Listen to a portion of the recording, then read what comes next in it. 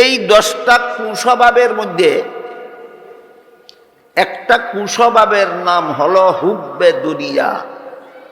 এই নামটা মনে রাখেন। মানুষের মনের মধ্যে যতগুলি কুস্বভাব জন্ম হয় সর্বমোট 10টা, এর মধ্যে একটার নাম হুব্বে দুনিয়া।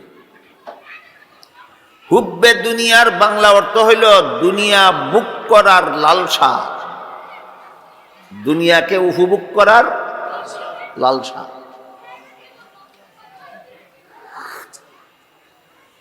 দুনিয়াকে উপভোগ করার লালসা তিনভাবে, দুনিয়াকে লালসার বশীভূত হয়ে দুনিয়াকে উপভোগ করার পদ্ধতি আছে তিনটা। দুনিয়া লুবিরা তিনভাবে দুনিয়াকে উপভোগ করতে চায়। এই তিনটা পদ্ধতি বুঝলে আশা করি আপনারা সকলেই বুঝতে পারবেন আপনাদের কার কার মনের ক্ষেতের মধ্যে হুব্বে দুনিয়া নামের আগাছা জন্ম হয়েছে। দুনিয়া উপভোগ করা হয় কত পদ্ধতিতে? 3 পদ্ধতি। একটা পদ্ধতির নাম হলো হুব্বে জাহ, আরেকটা পদ্ধতির নাম হলো হুব্বে মাল, আরেকটা পদ্ধতির নাম হলো হুব্বে নিসওয়ান। বাংলায় ফদের লোভ, ধনের লোভ, নারীর লোভ। সত্যের পথ অবলম্বন করুন। KH Islamic media. মানুষ মরে গেলে তার ভিতর থেকে জান বের হয়ে যায়, আর ঘুমাইলে পরে জান শরীরের ভিতরেই থাকে, কিন্তু অনুভূতি শক্তিটা থাকে না। এই হইল জান আর মনের পার্থক্য বোঝার উদাহরণ। মরে গেলে শুধু অনুভূতি থাকে না, না প্রাণই থাকে না।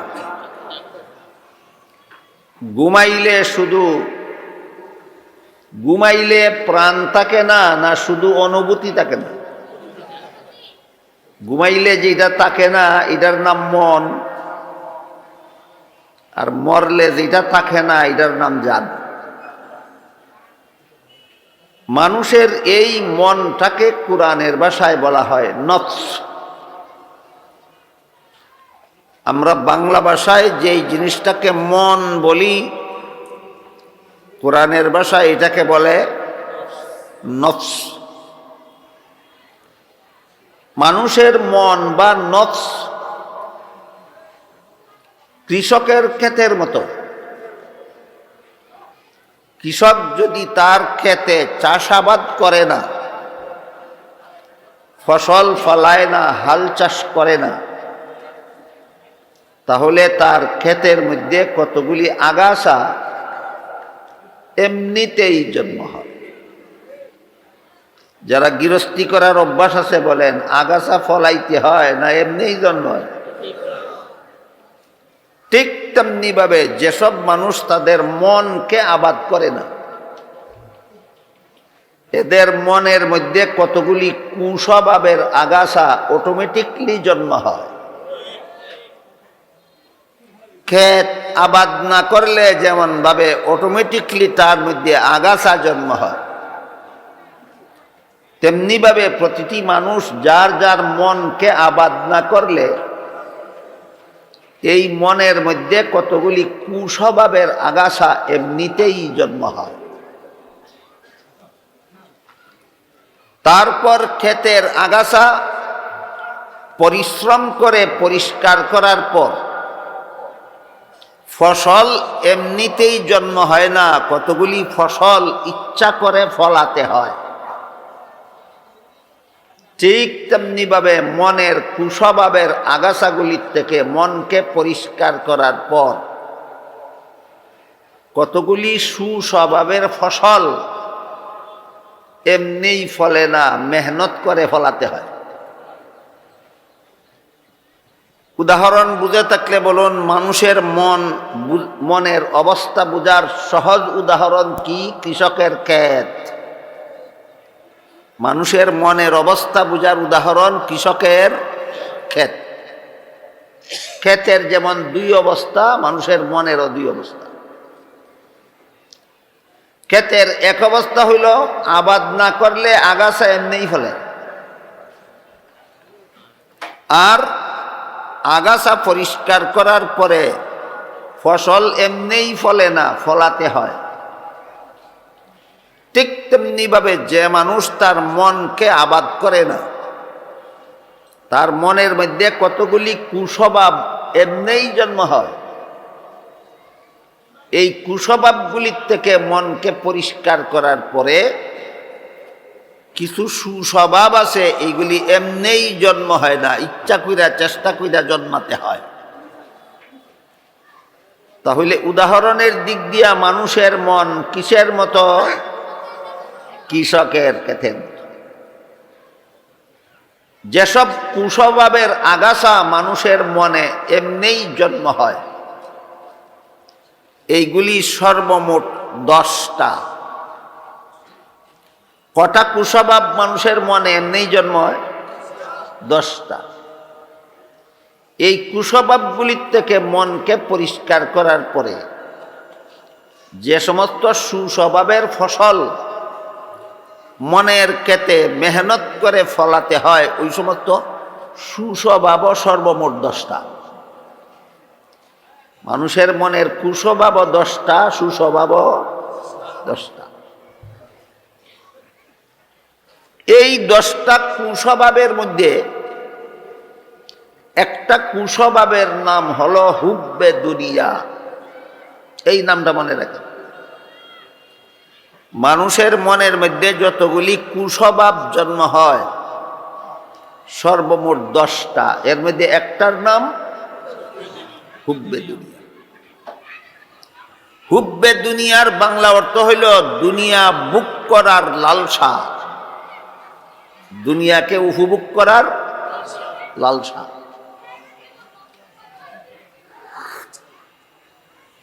দুনিয়াকে উপভোগ করার লালসা তিনভাবে। দুনিয়াকে লালসার বশীভূত হয়ে দুনিয়াকে উপভোগ করার পদ্ধতি আছে 3টা। দুনিয়া লুবিরা 3 ভাবে দুনিয়াকে উপভোগ করতে চায়। এই 3টা পদ্ধতি বুঝলে আশা করি আপনারা সকলেই বুঝতে পারবেন আপনাদের কার কার মনের ক্ষেতের মধ্যে হুব্বে দুনিয়া নামের আগাছা জন্ম হয়েছে। দুনিয়া উপভোগ করা হয় কত পদ্ধতিতে? 3 পদ্ধতি। একটা পদ্ধতির নাম হলো হুব্বে জাহ,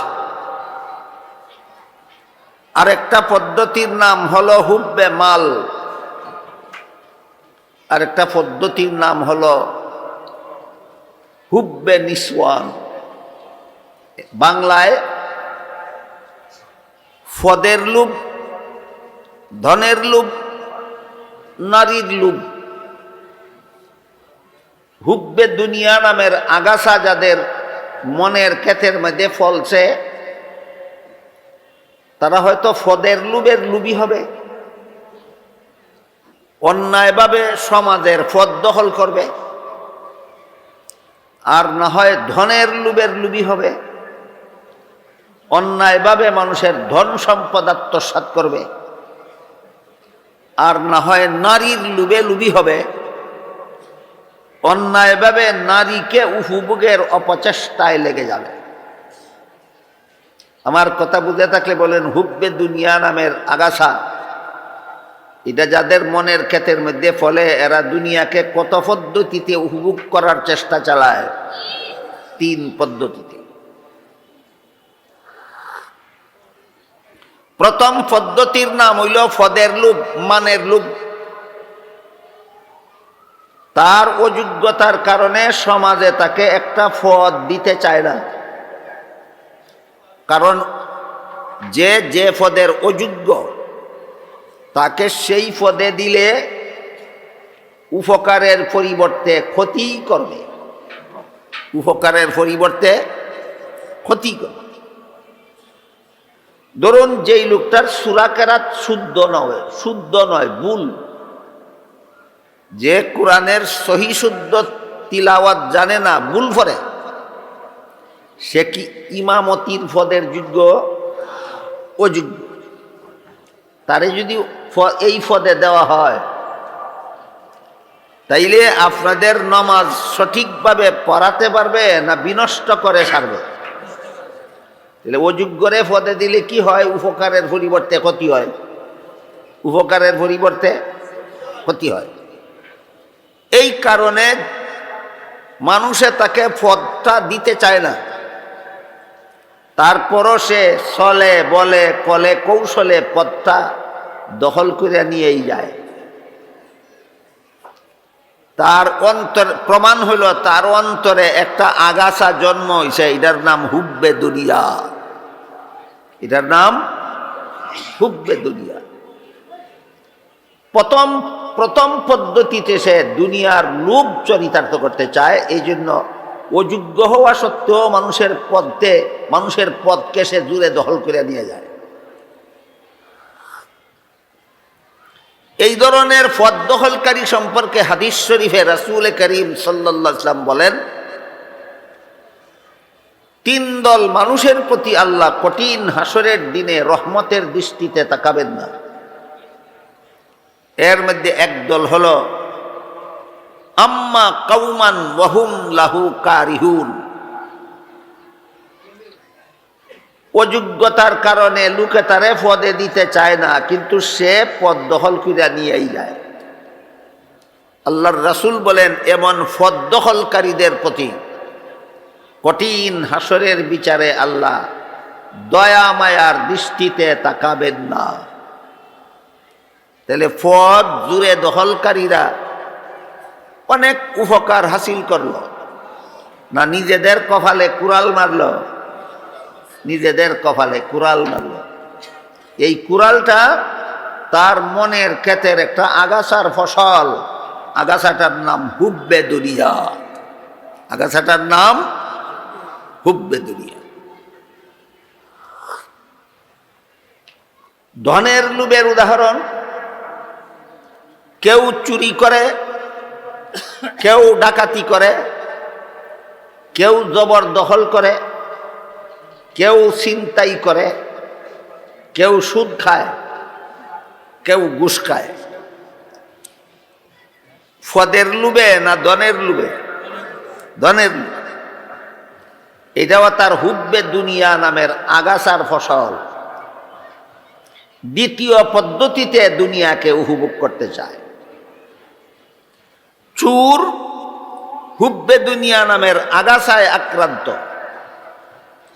মানুষের মাল অন্যায়ভাবে গ্রহণ করতে চায়। ডাকাত, সুদকুর, ঘুষখোর, এদের মনের ক্ষেতে হুব্বে দুনিয়া নামের আগাছা ফলে গেছে। এরা অন্যায়ভাবে হারাম উপায়ে দুনিয়ার মাল অর্জন করতে চায়। এটাও হুব্বে দুনিয়ার দ্বিতীয় প্রকার। দ্বিতীয় পদ্ধতিতে এরা দুনিয়ার লোভ চরিতার্থ করতে চায়। এই পদ্ধতিটার নাম হলো ধনের লোভ। পদ্ধতিটার নাম, এই কতগুলি ছেলে দল বেঁধে ঢুকছে, আমি দেখছি, ঢুকছে সময় মনে মনে করছি এরার 11 শয়তান সর হইছে, সবার মধ্যে গন্ডগোলটা ঘটাইতো।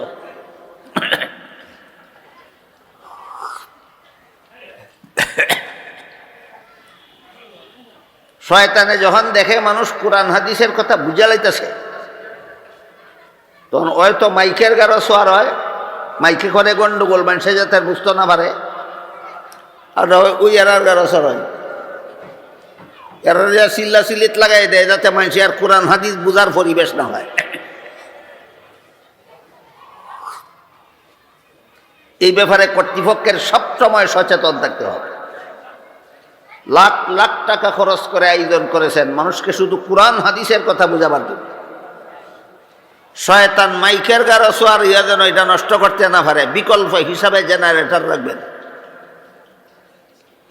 লক্ষ লক্ষ টাকা খরচ করেছেন মানুষকে কোরআন হাদিসের কথা বুঝাবার জন্য। শয়তান যেন শুক্রা ফুলাফানের গারো সোয়ার হইয়া এটা বিনষ্ট করতে না পারে। ওদেরকে কন্ট্রোল করার জন্য ভলান্টিয়ার বাহিনী রাখবেন।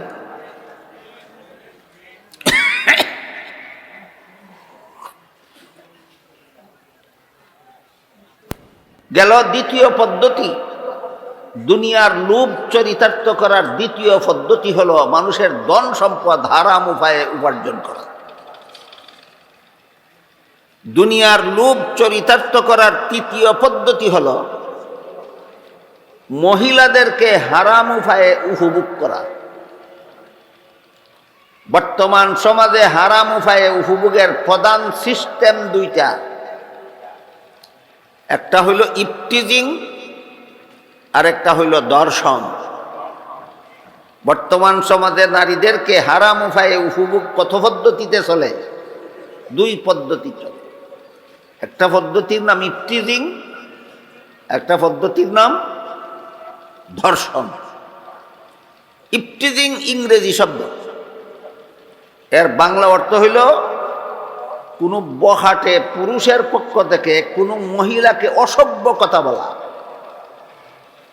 চরিত্রহীন পুরুষরা মহিলাদেরকে অসভ্য কথা বলার নাম ইফটিজিং। ইফটিজিং এর খবর পত্রিকার পাতায় আসে কিনা? আসে। এই কাজটা যারা করে এদের মনের ক্ষেতের মধ্যে হুব্বে দুনিয়া নামের আগাছা ফলছে, তৃতীয় পদ্ধতিতে তা চরিতার্থ হচ্ছে। আরেকটা হলো দর্শন। আজকাল পথে ঘাটে হাটে মাঠে শহরে বন্দরে যেখানে সেখানে নারী দর্শনের সংবাদ প্রকাশিত হয় পত্রপত্রিকায়। এটাও হুব্বে নিসওয়ানের একটা পদ্ধতি। এরা মহিলাদেরকে অন্যায়ভাবে উপভোগ করার জন্য সমান অধিকারের স্লোগান দিয়া মহিলাদেরকে পর্দার বাইরে রাস্তায় বের করে ছেড়ে দেয়। এই অপকর্মটা যারা করে, যারা নারী পুরুষের সমান অধিকারের দোহাই দিয়া নারীদেরকে ঘর থেকে বের করে পথে ঘাটে বেপরদা অবস্থায় বের করে দেয়, এদের মনের ক্ষেতের মধ্যে হুব্বে দুনিয়া নামের আগাছা ফলছে। এরা তৃতীয় পদ্ধতিতে তা চরিতার্থ করার আন্দোলনে নেমেছে। কোন স্লোগানের মাধ্যমে? নারী পুরুষ সমান অধিকারের স্লোগানের মাধ্যমে।